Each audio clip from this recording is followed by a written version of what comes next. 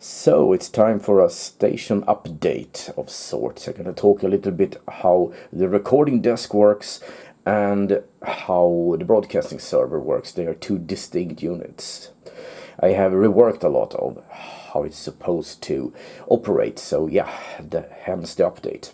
What you can see in front of you is the recording desk. It's connected to this microphone here, which I can just swing in front of me when I want to talk. This, of course, is my work machine as well, so I do a lot of other stuff on it.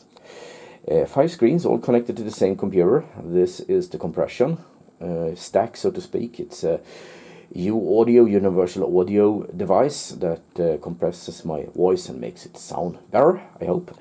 In the middle here we have PlayIt Live, that has this voice tracking module.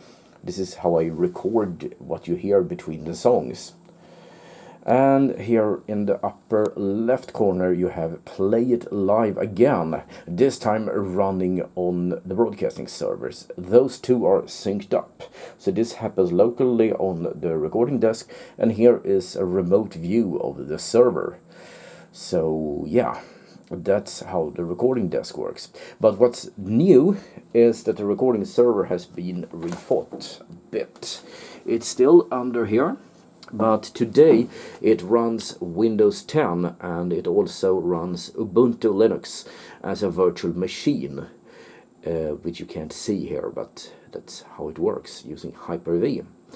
But the new thing is that I totally broken out PlayIt Live's function as a broadcaster from the broadcasting itself, meaning that PlayIt Live here is just today a sound source.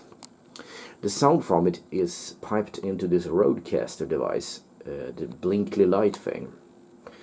And what goes in there is sent back to the computers. It's just a loop, so to speak. I'm going to explain why in a while.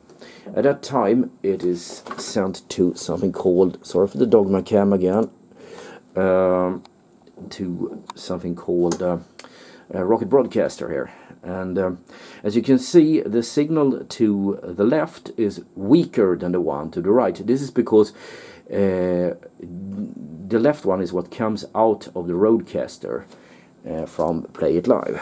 And this means that this works as old radio stations used to. Can I see here?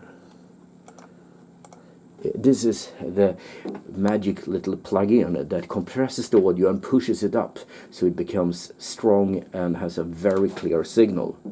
This is then sent out to first the web page and the mobile phones and things over something called Shoutcast. And this is great. It's a Rocket Broadcaster doing that, by the way.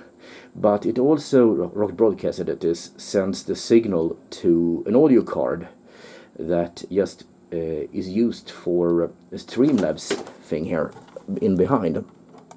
So it picks up the signal that has been compressed and fixed up so it's very strong, and sends it out to Twitch and YouTube. So that's how it works.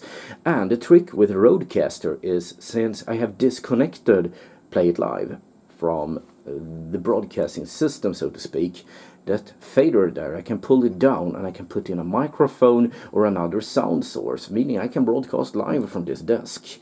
Or I can maybe have someone broadcasting over, I don't know, some other device or something, which means we can take in remote DJs and stuff this way, which of course can be done over PlayIt Live as well. But this makes it very possible to do things to the sound, and also the Roadcaster has some processing options. I have not turned them on, but I can actually process the sound between here PlayIt Live and Rocket Broadcaster. So this makes it very possible to do cool stuff. So yeah, okay, a bit technical, and maybe if you're just into the music, you probably would enjoy the other podcasts better because they are more, well, as I said, music oriented. So thanks for viewing this, and yeah.